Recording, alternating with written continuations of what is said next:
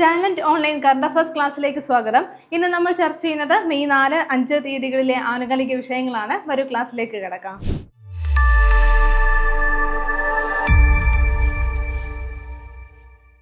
ഇനി വരുന്ന LP-UP എക്സാമിന് വേണ്ടിയിട്ട് LP-UP അസിസ്റ്റന്റ് എക്സാമിന് വേണ്ടി പ്രിപ്പയർ ചെയ്യുന്നവർക്കായി ടാലന്റ് അക്കാദമിയുടെ റാങ്ക് ഫെയിൽ തയ്യാറായി കഴിഞ്ഞു. ബുക്കിന്റെ പ്രീ ബുക്കിംഗ് ഇപ്പോൾ ആരംഭിച്ചിരിക്കുകയാണ്.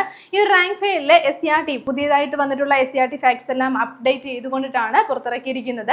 ഈ ഒരു റാങ്ക് ഫെയിലിലെ SCRT പാഠഭാഗങ്ങൾ ഉൾപ്പെടുത്തിയിട്ടുണ്ട്. റാങ്ക് ഫെയിലിന്റെ പ്രീ ബുക്കിംഗ് ഇപ്പോൾ ആരംഭിച്ചിട്ടുണ്ട്. അപ്പോൾ റാങ്ക് ഫെയിലിന്റെ പ്രൈസ് വരുന്നത് 990 രൂപയാണ്. നിങ്ങൾക്ക് ഇപ്പോൾ ലോഞ്ചിങ് പ്രൈസിൽ 950 രൂപയ്ക്ക് സ്വന്തമാക്കാൻ സാധിക്കുന്നതാണ്. ഉടൻ തന്നെ ഈ ഒരു റാങ്ക് ഫെയിൽ പ്രീ ബുക്ക് ചെയ്യുക, നല്ല രീതിയിൽ പരിശീലിക്കുക. അടുത്ത തന്നെ വരാൻ പോകുന്ന CPO എക്സാമിന് വേണ്ടി പ്രിപ്പയർ ചെയ്യുവാൻ വേണ്ടി ഈ ഒരു എക്സാമിന്റെ കംപ്ലീറ്റ് സിലബസ് കിട്ടുവാൻ വേണ്ടിയിട്ടുള്ള റാങ്ക് ഫെയിലുകൾ ടാലന്റ് അക്കാദമി പുറത്തിറക്കിയിട്ടുണ്ട്. 3 മൂല്യങ്ങളിലായിട്ടാണ് റാങ്ക് ഫെയിലുകൾ നിങ്ങൾക്ക് ലഭ്യമാവുന്നത്. ടാലന്റിന്റെ ഒഫീഷ്യൽ വെബ്സൈറ്റ് വഴിയോ Amazon, Flipkart വഴിയോ അല്ലെങ്കിൽ നിങ്ങളുടെ അടുത്തുള്ള ബുക്ക് സ്റ്റോളുകൾ വഴിയോ നിങ്ങൾക്ക് ഇത് ഓർഡർ ചെയ്യാവുന്നതാണ്. അപ്പോൾ ഉടൻ തന്നെ ഈ ഒരു റാങ്ക് ഫെയിൽ സ്വന്തമാക്കുക. SCRT, NCRT പാഠഭാഗങ്ങൾ അപ്ഡേറ്റ് ചെയ്തുകൊണ്ടുള്ള റാങ്ക് ഫെയിലാണിത്. ഉടൻ തന്നെ സ്വന്തമാക്കി നല്ല രീതിയിൽ പരിശീലിക്കുക.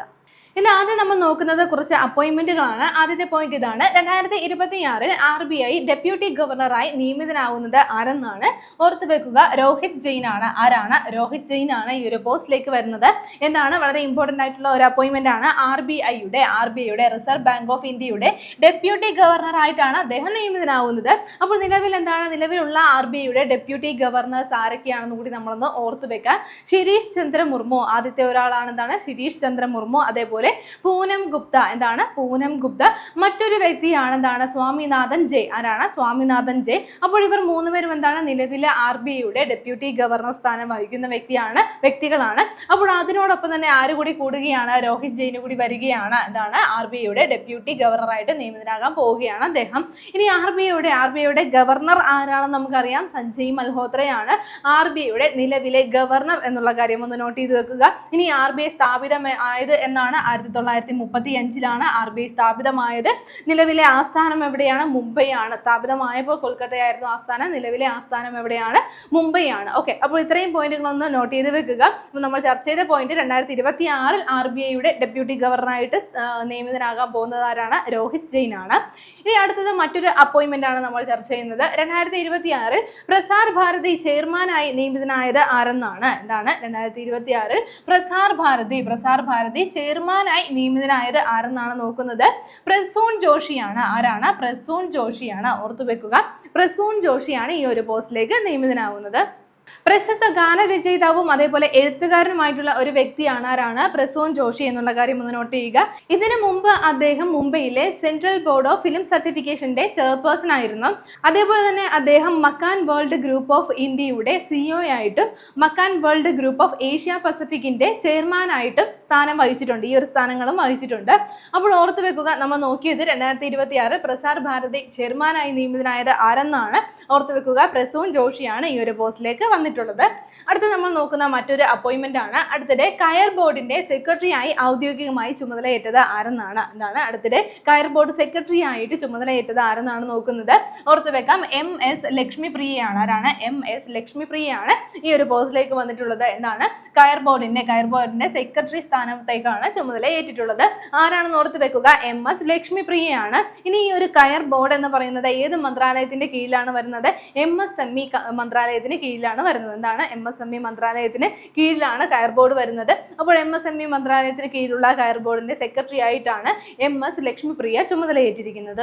ഇനി ഒരു അവാർഡാണ് നമ്മൾ ചർച്ച ചെയ്യുന്നത്. 2026 യുനെസ്കോ ഗില്ലർമോ ഗില്ലർമോ കാനോ വേൾഡ് പ്രസ് ഫ്രീഡം പ്രൈസ് ആണ്. എന്നാണ്? വേൾഡ് പ്രസ് ഫ്രീഡം പ്രൈസ് ആണ്. അപ്പോൾ എന്താണ് നോക്കുന്നത്? യുനെസ്കോ ഗില്ലർമോ കാനോ വേൾഡ് പ്രസ് ഫ്രീഡം പ്രൈസിന് അർഹത നേടിയത് ആരെന്നാണ് നോക്കുന്നത്. 2026 ഈ ഒരു പുരസ്കാരത്തിന് അർഹത നേടിയിരിക്കുന്നത് സുഡാനീസ് ജേർണലിസ്റ്റ് സിൻഡിക്കേറ്റ് ആണ്. അപ്പോൾ ഈ ഒരു ഓർഗനൈസേഷൻ ആണെന്നാണ് ഈ ഒരു പുരസ്കാരത്തിന് അർഹത നേടിയിരിക്കുന്നത്. സുഡാനീസ് ജേർണലിസ്റ്റ് സിൻഡിക്കേറ്റ് ആണ് 2026 press freedom world press freedom പ്രൈസിന് അർഹത നേടിയിരിക്കുന്നത്. അപ്പോൾ അവരുടെ രാജ്യത്ത് നടന്നുകൊണ്ടിരിക്കുന്ന സംഘർഷങ്ങളിൽ മാധ്യമപ്രവർത്തകരെ മനഃപൂർവ്വം ലക്ഷ്യമിടുന്നതിൽ അപലപിച്ചുകൊണ്ടുള്ള പ്രവർത്തനങ്ങളെ അടിസ്ഥാനമാക്കിയിട്ടാണ് ഈ ഒരു സംഘടനയ്ക്ക് സുഡാനീസ് ജേർണലിസ്റ്റ് സിൻഡിക്കേറ്റിന് ഈ ഒരു പുരസ്കാരം ലഭിക്കുന്നത്. ഇനി ഒരു പുരസ്കാരത്തിന്റെ പേര് നമ്മൾ പറഞ്ഞു, എന്താണ്? വേൾഡ് പ്രസ് ഫ്രീഡം പ്രൈസ് ആണ്. അങ്ങനെയാണെങ്കിൽ വേൾഡ് പ്രസ് ഫ്രീഡം ഡേ എന്നാണെന്നുള്ള കാര്യം ഒന്ന് നോട്ട് ചെയ്യുക. മെയ് 3 ആണ്. മെയ് 3 ആണ് എന്താണ് വേൾഡ് ലോക പത്ര സ്വാതന്ത്ര്യ ദിനമായിട്ട്, ലോക പത്ര സ്വാതന്ത്ര്യ ദിനം അല്ലെങ്കിൽ എന്താണ് വേൾഡ് പ്രസ് ഫ്രീഡം ഡേ ആയിട്ട് നമ്മൾ ആചരിക്കുന്നത്.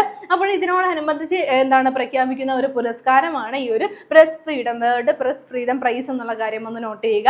2026 ഈ ഒരു പുരസ്കാരത്തിന് അർഹത നേടിയിരിക്കുന്നത് സുഡാനിസ് ജേർണലിസ്റ്റ് സിൻഡിക്കേറ്റ് ആണ്. ആ കാര്യം കൂടി ഒന്ന് നോട്ട് ചെയ്യുക. അടുത്ത ഒരു ഗിന്നസ് റെക്കോർഡുമായി ബന്ധപ്പെട്ട പോയിന്റ് ആണ് നമ്മൾ ചർച്ച ചെയ്യുന്നത്. ഗിന്നസ് റെക്കോർഡ് നേടിയിരിക്കുന്നത് ആൻഡോമാൻ നിക്കോബാർ ആണ്. ആൻഡോമാൻ നിക്കോബാർ ആണ് ഈ ഒരു ഗിന്നസ് റെക്കോർഡ് നേടിയിരിക്കുന്നത്. എന്തിനു വേണ്ടിയിട്ടാണ് ഈ ഒരു റെക്കോർഡ് ലഭിച്ചതെന്ന് ഓർത്തു വെക്കാം. വെള്ളത്തിനടിയിൽ ഏറ്റവും വലിയ ദേശീയ പതാക സ്ഥാപിച്ചു എന്നുള്ള ഈ ഒരു നേട്ടത്തിനാണ് ഗിന്നസ് റെക്കോർഡ് നേടിയിരിക്കുന്നത്. അപ്പോൾ നമ്മുടെ ദേശീയ പതാക വെള്ളത്തിനടിയിൽ സ്ഥാപിച്ചുകൊണ്ടാണ്, ഏറ്റവും വലിയ ദേശീയ പതാക സ്ഥാപിച്ചുകൊണ്ടാണ് ആൻഡോമാൻ നിക്കോബാർ അടുത്തിടെ ഗിന്നസ് വേൾഡ് റെക്കോർഡ് നേടിയിരിക്കുന്നത്. അപ്പോൾ നമ്മുടെ ഈ ഒരു ദേശീയ പതാക ആൻഡോമാൻ നിക്കോബാറിലെ സ്വരാജ് ദ്വീപിലെ ഏത് ബീച്ചിലാണെന്നുള്ള കാര്യം കൂടി ഒന്ന് നോട്ട് ചെയ്യുക. രാധാനഗർ ബീച്ചിലാണ്.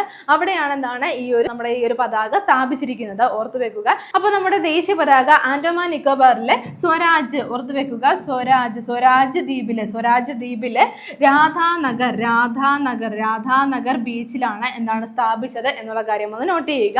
അപ്പോൾ ഇതിൽ 60 മീറ്റർ നീളത്തിലും അതേപോലെ 40 മീറ്റർ വീതിയിലുമാണ് ഈ ഒരു ദേശീയ പതാക സ്ഥാപിച്ചത് എന്നുള്ള കാര്യം കൂടി ഒന്ന് നോട്ട് ചെയ്യുക. അപ്പോൾ ഈ ഒരു ദ്വീപിലെ, അതായത് സ്വരാജ് ദ്വീപിലെ മുങ്ങൽ വിദഗ്ധരും അതേപോലെ അവിടുത്തെ ഏജൻസികളും ചേർന്നുകൊണ്ടാണ് ഈ ഒരു ഗിന്നസ് വേൾഡ് റെക്കോർഡിന് വേണ്ടിയിട്ട് പതാക സ്ഥാപിച്ചിരിക്കുന്നത്. അപ്പോൾ ഓർത്ത് വെക്കുക, ആർക്കാണ് ഈ ഒരു ഗിന്നസ് വേൾഡ് റെക്കോർഡ് ലഭിച്ചിരിക്കുന്നത്? ആൻഡോമാൻ നിക്കോബാറിലാണ് ഈ ഒരു വെള്ളത്തിനടിയിലെ ഏറ്റവും വലിയ ദേശീയ പതാക സ്ഥാപിച്ചു എന്നുള്ള ഗിന്നസ് റെക്കോർഡാണ് നേടിയിരിക്കുന്നത്. ഇനി ഒരു റിപ്പോർട്ടാണ് നമ്മൾ ചർച്ച ചെയ്യുന്നത്. 2026 central marine fisheries research institute പുറത്തുവിട്ട ഒരു റിപ്പോർട്ടാണ്. അപ്പോൾ ഈ ഒരു റിപ്പോർട്ട് പ്രകാരം, അതായത് വാർഷിക സമുദ്ര മത്സ്യ ലഭ്യത കണക്കുകൾ പ്രകാരം സമുദ്ര മത്സ്യ ഉൽപാദനത്തിൽ 1ാം സ്ഥാനത്തുള്ള സംസ്ഥാനം ഏതെന്നാണ് നോക്കുന്നത്. ഓർത്തു വെക്കുക, തമിഴ്നാടാണ്. ഈ ഒരു റിപ്പോർട്ട് പ്രകാരം സമുദ്ര മത്സ്യ ഉൽപാദനത്തിൽ 1ാം സ്ഥാനത്തുള്ളത്. 2ാം സ്ഥാനത്തുള്ളത് ഗുജറാത്താണ് കേട്ടോ. 2ാം സ്ഥാനത്ത് ഏത് സംസ്ഥാനമാണെന്ന് ഓർത്തു വെക്കുക, ഗുജറാത്താണ് 2ാം സ്ഥാനത്തുള്ളത്. ഇനി 3ാം സ്ഥാനത്തുള്ളത് കേരളമാണ്. കേരളം 3ാം സ്ഥാനത്താണ് എന്നുള്ള കാര്യം കൂടി ഒന്ന് നോട്ട് ചെയ്യുക. കേരളം 3ാം സ്ഥാനത്താണ്, അത് വളരെ ഇമ്പോർട്ടന്റ് ആണ്. ഇനി ഗുജറാത്താണ് 2ാം സ്ഥാനത്തുള്ളത്. റിപ്പോർട്ടിൽ 1ാം സ്ഥാനത്തുള്ളത് തമിഴ്നാടാണ്. ഇനി ഒരു റിപ്പോർട്ട് പുറത്തുവിട്ടത് ആരാണ്? നമ്മൾ പറഞ്ഞു, central marine fisheries research institute പുറത്തുവിട്ട റിപ്പോർട്ടാണ്. അപ്പോൾ വാർഷിക സമുദ്ര മത്സ്യ ലഭ്യത കണക്കുകളാണ് പുറത്തുവിട്ടിരിക്കുന്നത്. അതിൽ ഈ ഒരു റിപ്പോർട്ട് പ്രകാരം സമുദ്ര മത്സ്യ ഉൽപാദനത്തിൽ 1ാം സ്ഥാനത്തുള്ളത് തമിഴ്നാടാണ്, 2ാം സ്ഥാനത്ത് ഗുജറാത്താണ്, കേരളത്തിന്റെ സ്ഥാനം 3ാമതാണ് വന്നിരിക്കുന്നത്. ഇനി മറ്റൊരു റിപ്പോർട്ടാണ് നമ്മൾ ചർച്ച ചെയ്യുന്നത്. നമ്മൾ പറഞ്ഞു മെയ് 3 ആണ് വേൾഡ് പ്രസ് ഫ്രീഡം ഡേ ആയിട്ട് ആചരിക്കുന്നത്. അപ്പോൾ ഇതിന്റെ ഭാഗമായിട്ട് എല്ലാ വർഷവും ഈ ഒരു സമയത്ത് പുറത്തിറങ്ങുന്ന ഒരു റിപ്പോർട്ടാണ് വേൾഡ് പ്രസ് ഫ്രീഡം ഇൻഡെക്സ്. അപ്പോൾ ഈ ഒരു റിപ്പോർട്ടിൽ 1ാം സ്ഥാനത്തുള്ള രാജ്യം ഏതാണ്? നോർവേ ആണ് 1ാം സ്ഥാനത്തുള്ള രാജ്യം. ഇനി 2ാം സ്ഥാനത്തുള്ളത് നെതർലാൻഡ്സ് ആണ് 2ാം സ്ഥാനത്തുള്ളത് നെതർലാൻഡ്സ് ആണെന്നുള്ള കാര്യം ഒന്ന് നോട്ട് ചെയ്യുക. ഇനി 3ാം സ്ഥാനത്തുള്ളത് എസ്റ്റോണിയയാണ്. ഏത് രാജ്യമാണ്? എസ്റ്റോണിയയാണ് 3ാം സ്ഥാനത്ത് വന്നിരിക്കുന്നത്. അങ്ങനെയാണെങ്കിൽ ഈ ഒരു ഇൻഡെക്സിൽ ഇന്ത്യയുടെ സ്ഥാനം വളരെ ഇമ്പോർട്ടന്റ് ആണ്. 157 ആണ്. 157ാം സ്ഥാനത്താണ് ഇന്ത്യ ഉള്ളത് എന്നുള്ള കാര്യം ഒന്ന് നോട്ട് ചെയ്യുക. അപ്പോൾ ഓരോ വർഷം പോകും തോറും ഇന്ത്യയുടെ സ്ഥാനം കുറഞ്ഞു വന്നുകൊണ്ടിരിക്കുകയാണ്. മാത്രമല്ല ഈ ഒരു കണക്കിൽ 2026 പുറത്തു വന്നിട്ടുള്ള ഈ ഒരു ഇൻഡെക്സിന് മറ്റൊരു പ്രത്യേകത കൂടിയുണ്ട്. 25 വർഷത്തോളം ഇറങ്ങിയിട്ടുള്ള ഈ ഒരു റിപ്പോർട്ടിൽ 25 വർഷത്തോളം കഴിഞ്ഞ ഒരു 25 വർഷമായിട്ട് ഇറങ്ങിയിട്ടുള്ള വേൾഡ് പ്രസ് ഫ്രീഡം ഇൻഡെക്സിലെ ഏറ്റവും കുറവ് ഏറ്റവും താഴ്ന്ന നിലയിലെ എല്ലാ രാജ്യങ്ങളുടെയും ഈ ഒരു റാങ്ക് പോയിട്ടുള്ള, അല്ലെങ്കിൽ അവരുടെ ഒരു പെർസെൻറ്റേജ് പെർഫോമൻസ് പോയിട്ടുള്ള ഒരു ഇൻഡെക്സ് കൂടിയാണിത് 2026 വന്നിട്ടുള്ളത്. ഇനി ഒരു ഇൻഡെക്സ് പുറത്തുവിടുന്നത് ആരാണെന്ന് കൂടി ഒന്ന് ഓർത്തു വെക്കുക. Reporters without borders reporters without borders എന്നുള്ള സംഘടനയാണ് ഇത് പുറത്തുവിടുന്നത്. അപ്പോൾ 2026 വേൾഡ് പ്രസ് ഫ്രീഡം ഇൻഡെക്സ് ആണ് നമ്മൾ നോക്കിയത്. 1ാം സ്ഥാനത്തുള്ളത് നോർവേ ആണ്, 2ാം സ്ഥാനത്ത് നെതർലാൻഡ്സ് ആണ്, 3ാം സ്ഥാനത്ത് എസ്റ്റോണിയ ആണ്. ഇന്ത്യയുടെ സ്ഥാനം വളരെ ഇമ്പോർട്ടന്റ് ആണ്. 157ാം സ്ഥാനത്താണ് ഇന്ത്യ ഉള്ളത്. ഇനി സ്പേസുമായി ബന്ധപ്പെട്ട ഒരു പോയിന്റാണ് നമ്മൾ ചർച്ച ചെയ്യുന്നത്. ലോകത്തിലെ ആദ്യത്തെ ഒപ്റ്റോസാർ ഉപഗ്രഹം ഏതെന്നാണ് നോക്കുന്നത്. ഓർത്തു വെക്കാം, മിഷൻ ദൃഷ്ടിയാണ്. എന്താണ്? മിഷൻ ദൃഷ്ടിയാണ് ലോകത്തിലെ തന്നെ ആദ്യത്തെ ഒപ്റ്റോസാർ. ഓർത്തു വെക്കുക, ഒപ്റ്റോസാർ ഉപഗ്രഹം എന്നുള്ള കാര്യം ഒന്ന് നോട്ട് ചെയ്യുക. അപ്പോൾ ഈ ഒരു സാറ്റലൈറ്റ് വികസിപ്പിച്ചിട്ടുള്ളത് ഇന്ത്യയിലെ ബംഗളൂരു ആസ്ഥാനമായിട്ടുള്ള ഒരു പ്രൈവറ്റ് സ്റ്റാർട്ടപ്പ് കമ്പനിയാണ്. അപ്പോൾ ഗാലക്സൈ ആണ് കേട്ടോ, ഗാലക്സൈ ആണ് ഇത് വികസിപ്പിച്ചിട്ടുള്ളത്. ഇതിന്റെ ഭാരം എത്രയാണെന്ന് കൂടി ഒന്ന് നോട്ട് ചെയ്യുക. 190 കിലോഗ്രാം ആണ് ഭാരം വരുന്നത്. മിഷൻ ദൃഷ്ടിയുടെ ഭാരം എത്രയാണ്? സാറ്റലൈറ്റിന്റെ ഭാരം എത്രയാണ്? 190 കിലോഗ്രാം ആണ് എന്നുള്ള കാര്യം ഒന്ന് നോട്ട് ചെയ്യുക. ഇതിന് മറ്റൊരു പ്രത്യേകത കൂടിയുണ്ട്. ഇന്ത്യയിൽ സ്വകാര്യമായി വികസിപ്പിച്ചെടുത്ത ഏറ്റവും വലിയ ഭൗമ നിരീക്ഷണ ഉപഗ്രഹവും കൂടിയാണ്. എന്താണ്? ഇന്ത്യയിൽ വികസിപ്പിച്ചെടുത്തിട്ടുള്ള, സ്വകാര്യമായി വികസിപ്പിച്ചെടുത്ത ഏറ്റവും വലിയ ഭൗമ നിരീക്ഷണ ഉപഗ്രഹവും കൂടിയാണ് മിഷൻ ദൃഷ്ടി. ഇനി എങ്ങനെയാണ് വിക്ഷേപണ വാഹനം എങ്ങനെയാണെന്ന് കൂടി ഒന്ന് നോട്ട് ചെയ്ത് വെക്കുക. സ്പേസ് എക്സിന്റെ ഫാൽക്കൺ 9 ആണ് മിഷൻ ദൃഷ്ടിയുടെ വിക്ഷേപണ വാഹനം എന്നുള്ള കാര്യം നോട്ട് ചെയ്യുക. അപ്പോൾ നമ്മൾ ചർച്ച ചെയ്ത പോയിന്റ് ഇതാണ്. ലോകത്തിലെ ആദ്യത്തെ ഒപ്റ്റോസാർ ഉപഗ്രഹം ഏതാണ്? മിഷൻ ദൃഷ്ടിയാണ്. ഇനി ഒരു ദേശീയ റെക്കോർഡാണ് നമ്മൾ ചർച്ച ചെയ്യുന്നത്. അടുത്തിടെ പോൾ വോൾട്ടിൽ ദേശീയ റെക്കോർഡ് നേടിയ താരം ആരെന്നാണ്? ഓർത്തുവെക്കുക, കുൽദീപ് കുമാർ ആണ്. ആരാണ്? കുൽദീപ് കുമാർ ആണ്. എന്താണ്? ഏതിനത്തിലാണ്? പോൾ വാൾട്ടിലാണ്. പോൾ വാൾട്ടിലാണ് അദ്ദേഹം ദേശീയ റെക്കോർഡ് നേടിയിരിക്കുന്നത്. അപ്പോൾ ഓർത്തുവെക്കുക, എന്താണ്? മധ്യപ്രദേശിൽ നിന്നുള്ള കുൽദീപ് കുമാർ ആണ് ഈ ഒരു നേട്ടം കൈവരിച്ചത്.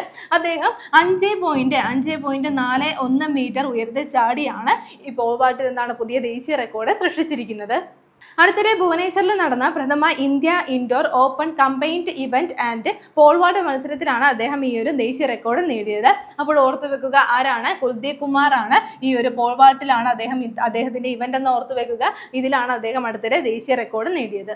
ഇനി നമ്മൾ നോക്കുന്ന പോയിന്റ് ഇതാണ്. 2026 ICC വനിതാ T20 ലോകകപ്പിൽ ഇന്ത്യൻ ടീമിനെ നയിക്കുന്നത് ആരെന്നാണ്? ഓർത്തുവെക്കുക, ഹർമൻപ്രീത് കൗർ ആണ്. ആരാണ്? ഹർമൻപ്രീത് കൗർ ആണ് ഇന്ത്യൻ ടീമിന്റെ ക്യാപ്റ്റൻ ആവുന്നത്. അപ്പോൾ ഓർത്തു വെക്കാം, 5ാം തവണയാണ് T20 ലോകകപ്പിൽ ഇന്ത്യൻ ടീമിനെ ആര് നയിക്കുന്നത്? ഹർമൻപ്രീത് കൗർ നയിക്കുന്നത്. ഇനി വൈസ് ക്യാപ്റ്റൻ ആരാണെന്ന് കൂടി ഒന്ന് ഓർത്തു വെക്കുക, സ്മൃതി മന്ദാനയാണ്. ആരാണ്? സ്മൃതി മന്ദാനയാണ് വൈസ് ക്യാപ്റ്റൻ ആവുന്നത്. ഈ ഒരു മത്സരത്തിന് വേണ്ടിയിട്ട് ഇന്ത്യൻ ടീമിന്റെ വൈസ് ക്യാപ്റ്റൻ ആവുന്നത്. അപ്പോൾ നമ്മൾ നോക്കിയ പോയിന്റ് 2026 ICC വനിതാ T20 ലോകകപ്പിൽ ഇന്ത്യൻ ടീമിനെ നയിക്കുന്നത് ഹർമൻപ്രീത് കൗർ ആണ്. ഇനി ഒരു വിയോഗമാണ് നമ്മൾ ചർച്ച ചെയ്യുന്നത്. 2026 ഏപ്രിലിൽ അന്തരിച്ച പ്രശസ്ത ജീനോം ശാസ്ത്രജ്ഞൻ ആരെന്നാണ്? ഓർത്തുവെക്കുക, ജെ ക്രെയ്ഗ് വെൻഡർ ആണ്. ആരാണ്? ജെ ക്രെയ്ഗ് വെൻഡർ ആണ്. അപ്പോൾ അദ്ദേഹം അന്തരിച്ചിരിക്കുകയാണ്. അദ്ദേഹത്തിന്റെ പ്രത്യേകത എന്താണെന്ന് പറഞ്ഞു? ജീനോം ശാസ്ത്രജ്ഞനാണ്. അദ്ദേഹം വളരെ പ്രശസ്തനായിട്ടുള്ള ഒരു ജീനോം ശാസ്ത്രജ്ഞനാണ്. മനുഷ്യ ജീനോമിന്റെ ആദ്യ ഡ്രാഫ്റ്റ് മാപ്പ് ചെയ്യുകയും അതേപോലെ ഈ ജീനോമുകൾ മനുഷ്യന്റെ ജീവിതത്തെ അല്ലെങ്കിൽ ലൈഫിനെ എങ്ങനെ രൂപപ്പെടുത്തുന്നു എന്നുള്ളത് മനസ്സിലാക്കാൻ വേണ്ടിയിട്ട്, ശാസ്ത്രജ്ഞർക്ക് മനസ്സിലാക്കാൻ വേണ്ടിയിട്ട് സഹായിക്കുകയും ചെയ്ത വ്യക്തിയാണ്. ആരാണ്? ജെ ക്രെയ്ഗ് വെൻഡർ എന്നുള്ള കാര്യം ഒന്ന് നോട്ട് ചെയ്യുക. അപ്പോൾ അദ്ദേഹം അന്തരിച്ചത് 2026 ഏപ്രിലാണ്. അടുത്തത് മറ്റൊരു വിയോഗമാണ് നമ്മൾ നോക്കുന്നത്. 2026 ഏപ്രിലിൽ അന്തരിച്ച പ്രശസ്ത കോമിക് പുസ്തക എഴുത്തുകാരൻ ആരെന്നാണ്?